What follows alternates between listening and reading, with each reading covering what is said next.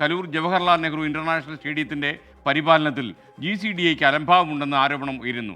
Kerala Blasters Mumbai city മത്സരത്തിനിടെ യുവതിയുടെ ദേഹത്തേക്ക് concrete പാളി അടർന്നു വീണതിന് പിന്നാലെ സ്റ്റേഡിയത്തിലെ സുരക്ഷ സജീവ ചർച്ചയായിരുന്നു. കഴിഞ്ഞ ബജറ്റുകളിലെല്ലാം നവീകരണം പ്രഖ്യാപിച്ചെങ്കിലും ഇതുവരെ ഒരു നടപടിയും ഉണ്ടായില്ല. ഏഷ്യൻ ഫുട്ബോൾ കോൺഫെഡറേഷൻ കഴിഞ്ഞ കാലത്തൊരു മുന്നറിയിപ്പ് നൽകിയിരുന്നു.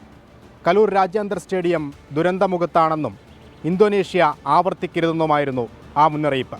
സ്റ്റേഡിയത്തിൻ്റെ സുരക്ഷ വീണ്ടും ചർച്ചയാകുന്നതോടെ ആ മുന്നറിയിപ്പും ഉയർന്നു വരികയാണ്. കലൂരിലെ ISL ഉദ്ഘാടന മത്സരം വീക്ഷിച്ച Asian football confederation general secretary ഡാഡ്സാരി വിൻസെന്റ് ജോണിൻ്റേതാണ് ആശങ്കാജനകമായ മുന്നറിയിപ്പ്. കലൂർ സ്റ്റേഡിയം ദുരന്തത്തിനുള്ള ചേരുവയാണെന്നും അദ്ദേഹം പറഞ്ഞു.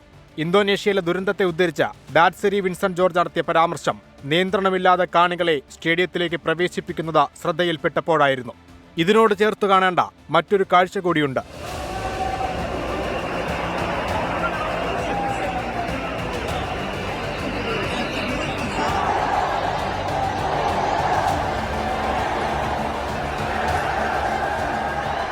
കഴിഞ്ഞ കേരള ബ്ലാസ്റ്റേഴ്സ് മുംബൈ സിറ്റി മത്സരത്തിനിടെയാണ് കാണികൾക്കിടയിലേക്ക് കോൺക്രീറ്റ് പാളി അടർന്നു വീണത്.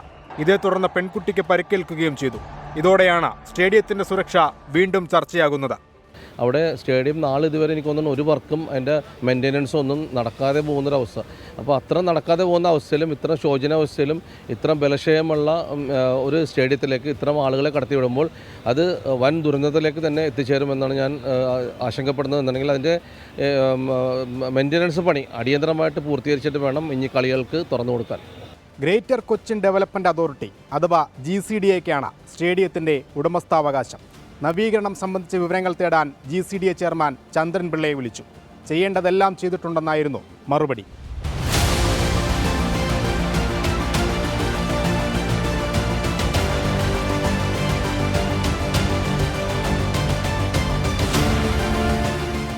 സമീപ വർഷങ്ങളിൽ സ്റ്റേഡിയത്തിന്റെ നവീകരണത്തിനായി GCDA എന്തൊക്കെ ചെയ്തു?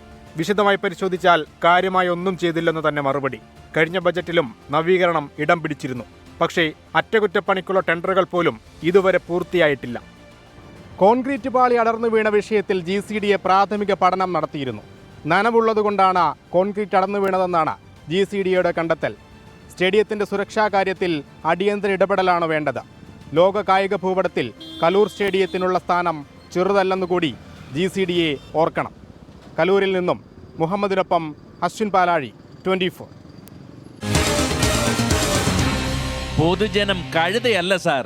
ലോകത്തെവിടെയായാലും ഏത് സമയത്തും 24 വാർത്തകളും ഓഗ്മെന്റഡ് റിയാലിറ്റി പാക്കേജുകളും എക്സ്പ്ലെയിനറുകളും വിശദമായി കാണാൻ ഞങ്ങളുടെ YouTube ചാനൽ നിങ്ങൾക്ക് സബ്സ്ക്രൈബ് ചെയ്യാം.